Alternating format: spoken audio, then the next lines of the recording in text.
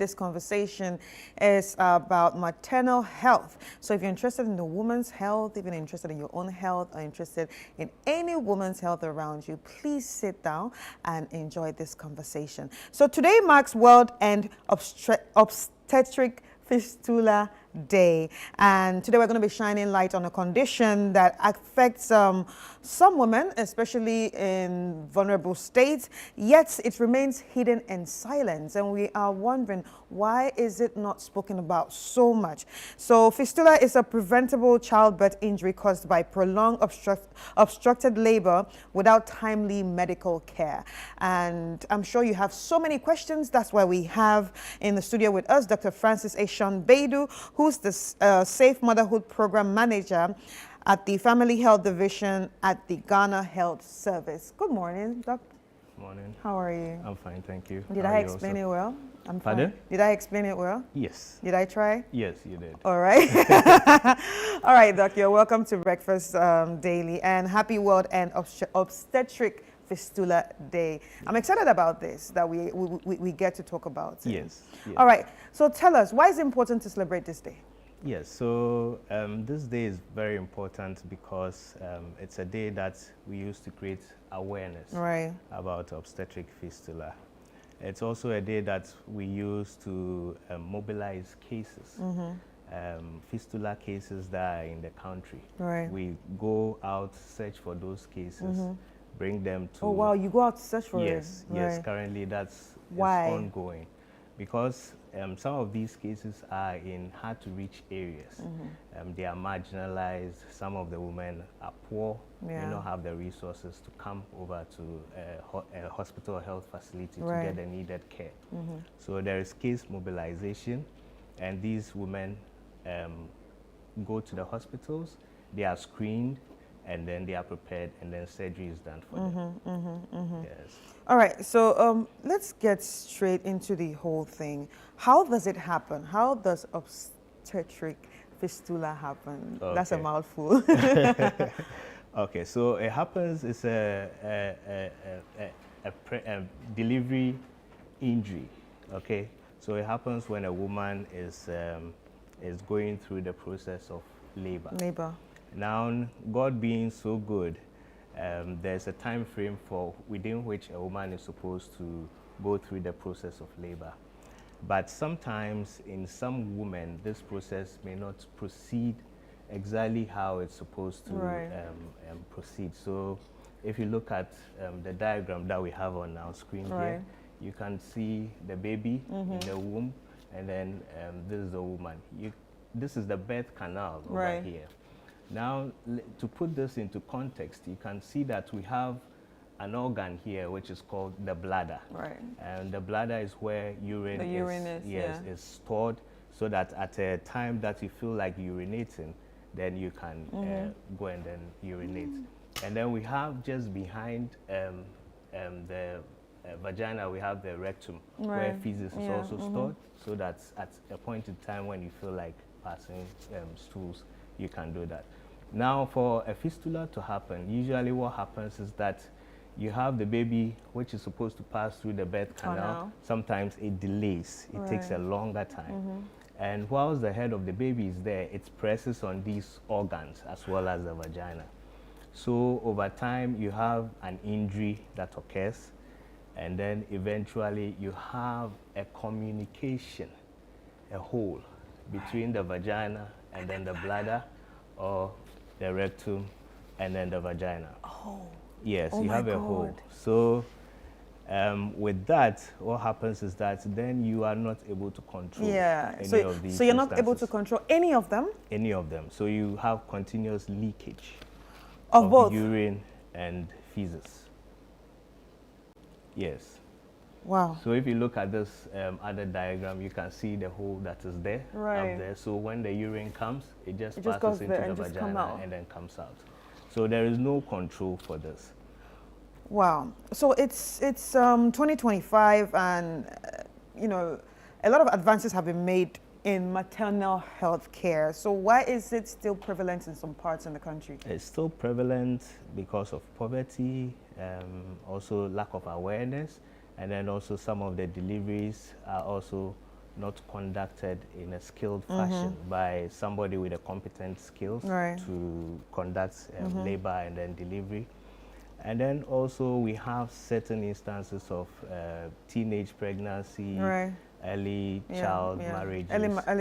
Yes.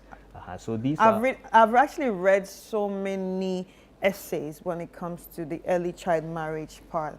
Young girls having fistula. Yes. So in young girls, because they are, you know, the pelvis it's not formed. It's not properly developed. It's not adequately developed. Then they tend to have this complication.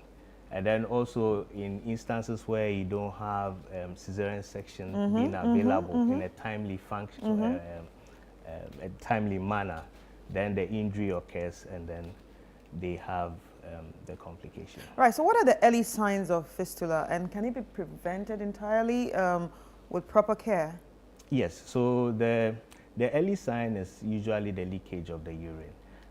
So after delivery, sometimes some women go home and then later they realize they have this problem. But the unfortunate thing is, because some women are not aware that there's treatment available for this, then they may stay at home for a longer time before they present to the hospital. Usually if it comes, if you see this early, you present in a timely function, in a timely manner, then the repair can be done immediately. Okay, now let's talk about that urine part. I've seen some women say, I don't know if it's fistula, but like very prominent and intelligent women actually say, oh, after childbirth, when they laugh, they still leak a bit. So how would you know it's just that, you know, that simple one of, or fistula? Okay, so it may be difficult to tell between the two.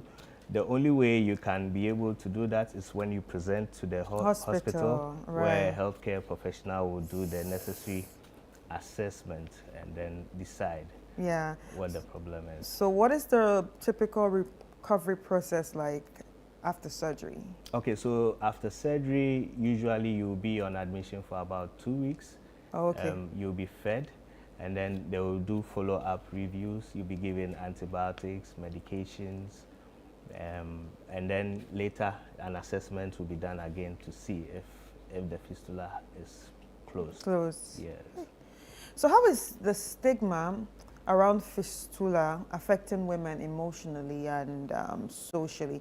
Because obviously when I started my intro, it's something that is happening, but it's hidden because of the stigma around it. So how does it affect women? So that is the big problem, because because of the continuous leakage of urine and stool, a lot of women are not able to go through their usual daily activities. Some of them smell of urine and stools. They can't go to public places. Marriages have been destroyed because of this condition.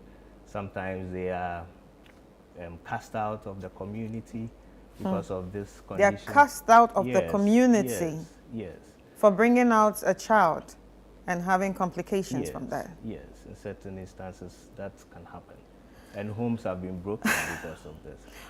All right, so what steps has the Ministry of Health or the GMHS actually taken in recent years to, say, educate people in Ghana about this issue? Okay, so we have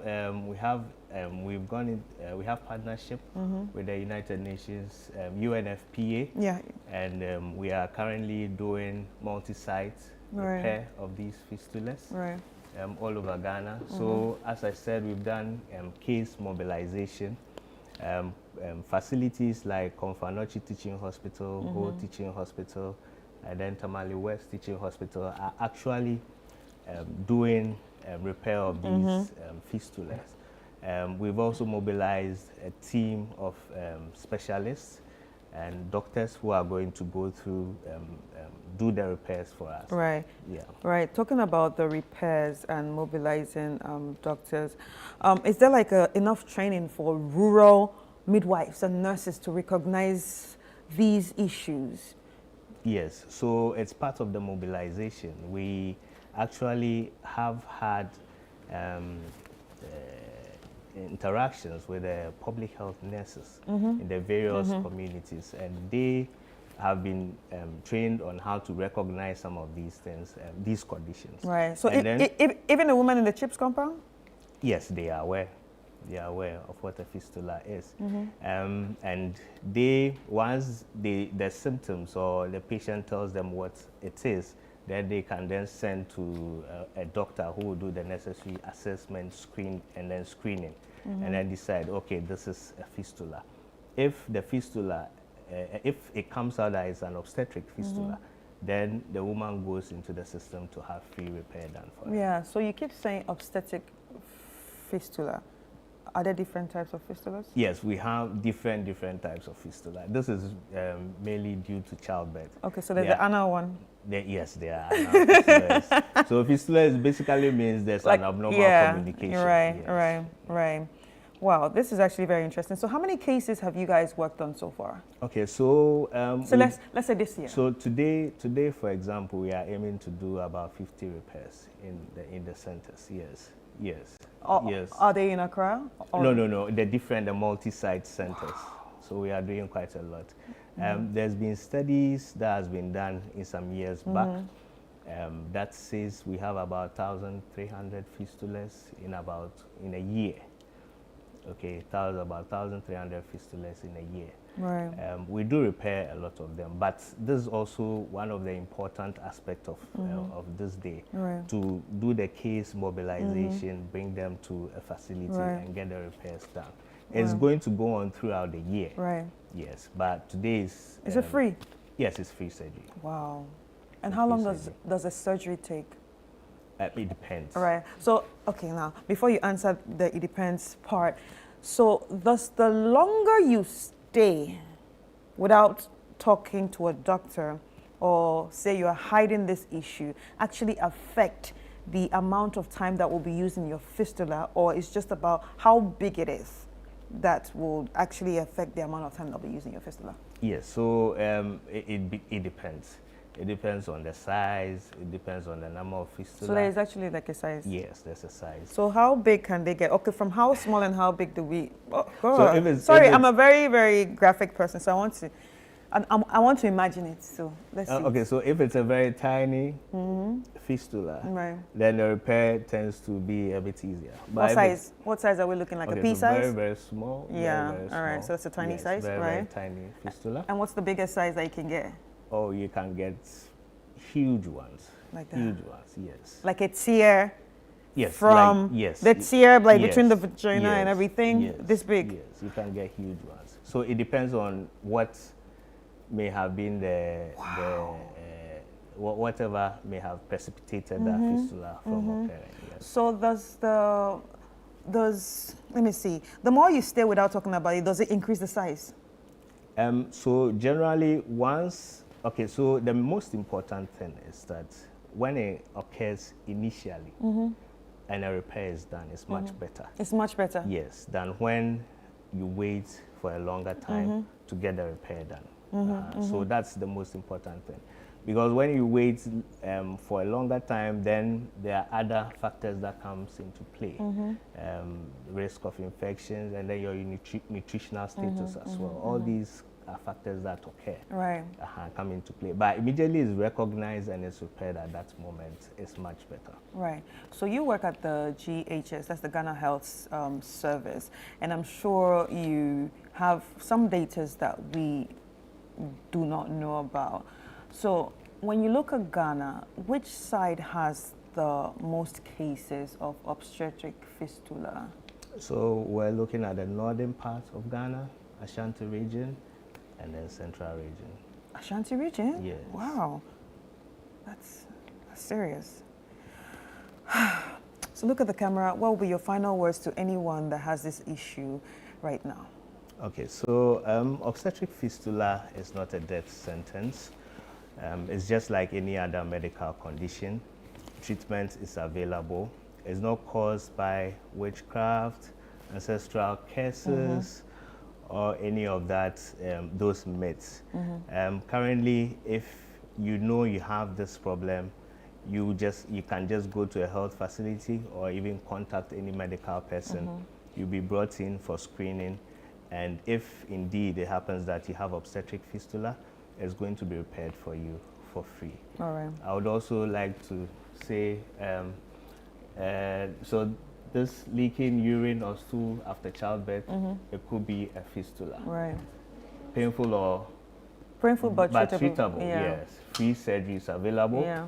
We have here the numbers that are there. You can call any of these facilities and help will be provided. So we have Tamale West Hospital, Comfort Noche Teaching Hospital, Mercy Women's Catholic Hospital, and Whole Teaching Hospital. Yeah. Yes. So fistula causes shame and pain. Yes. But don't hide it. Yeah. So let's end the silence, guys. Let's end the silence. So if you have your sister, your wife, your female friends, your aunties that are going through any of this, please, please, please, please, please, it's time for you to be serious about these issues. But then I want to say a very big thank you to you, Doc. I think we have a question for you. We have a question from one of our viewers. Does fistula affect sex drive after repairs? After repairs? Yes. Oh, please wow. let the person heal. That's what I was saying. Let us heal first. Let her heal first, and then you can engage in other things. Yes. But once you have a fistula, how long is the healing? It depends on the doctor's discretion. Yeah. If the doctor assesses and feels it's okay for you to engage in sexual activity, they can tell you. Right, right. All right. Okay. It's been an interesting conversation. Thank you so much, Dr. Francis Ashan Baidu, who's a Safe Motherhood Program Manager at the Family Health Division at the Ghana Health Center. It's been an interesting conversation about obstetric fistula. Like I said, it's a mouthful. Yeah. And I'm glad that we are actually talking about this. So if you know anyone out there that is suffering in silence and, doesn't know what to do about it, please, please, please, please, the numbers. Please, let's have the numbers on the screen again. So try to call any of the numbers at any of the centers around you. If we can have the numbers on the screen again, that would be nice. Call. And then, get yourself sorted. Tamale West Hospital, Comfort Noche Teaching Hospital, Mercy Women's Catholic Hospital, and Whole Teaching Hospital. You don't need to hide this again. Let's end the silence, please. All right? And thank you so much. Thank you so much, Doc. It was really nice having this conversation with you. So